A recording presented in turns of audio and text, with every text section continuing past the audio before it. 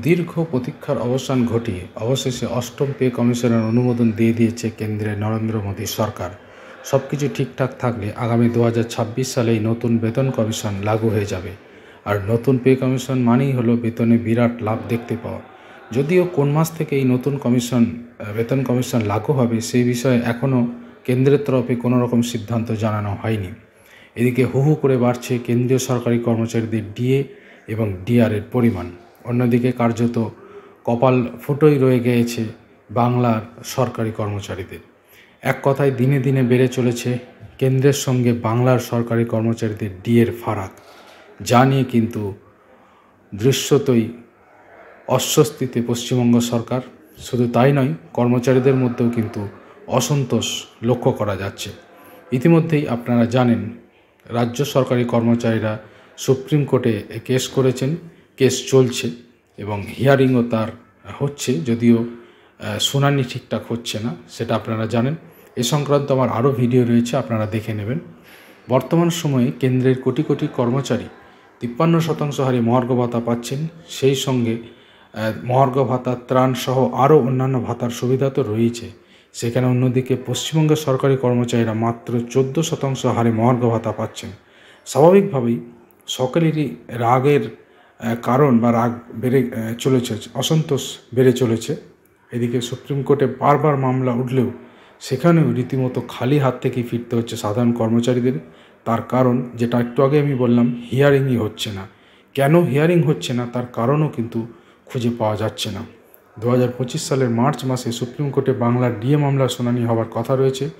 যদিও আদালত কতটা সকলকে স্বস্তি দিতে পারে সেই নিয়েই ইতিমধ্যে প্রশ্ন উঠেছে। গত 2023 সালের বড়দিনে রাজ্য সরকারি কর্মীদের ডিএ বাড়ানো হয়েছিল, তবে 2024-এর বড়দিনে আর সেই সংক্রান্ত কোনো ঘোষণা করেননি মমতা বন্দ্যোপাধ্যায়।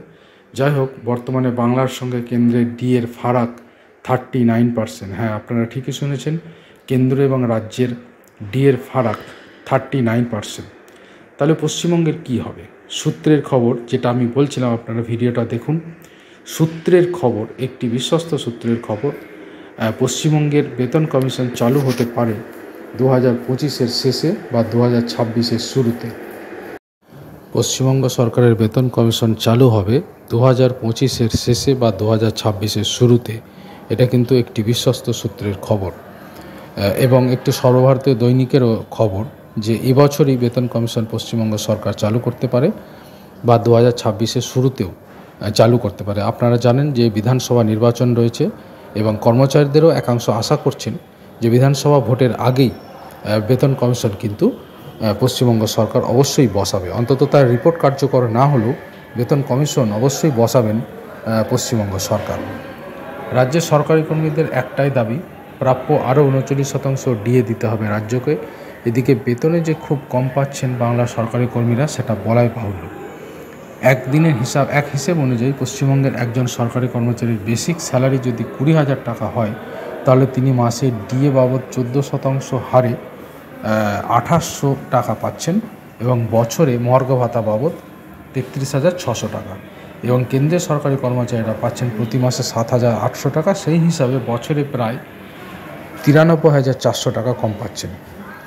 আর এখানে অর্থাৎ বুঝতেই পারছেন যে পশ্চিমবঙ্গ সরকারি কর্মচারীরা কিন্তু অনেকটা বেতন কম পাচ্ছেন। এখানে উল্লেখ করা যায় যে বৃহস্পতিবার ক্যাবিনেট বৈঠক শেষে কেন্দ্রীয় মন্ত্রী অশ্বিনী বৈষ্ণব জানিয়ে দিয়েছেন যে কেন্দ্রীয় সরকারি কর্মচারীদের বেতন সংশোধনের জন্য অষ্টম বেতন কমিশনে অনুমোদন দিয়েছে কেন্দ্রীয় মন্ত্রিসভা। এই সংক্রান্ত ভিডিও আমি অলরেডি পোস্ট করেছি, আপনারা সেই সংক্রান্ত ভিডিওও দেখেছেন। আপডেট থাকার জন্য অবশ্যই এই চ্যানেলটা সাবস্ক্রাইব করে নিন। ধন্যবাদ।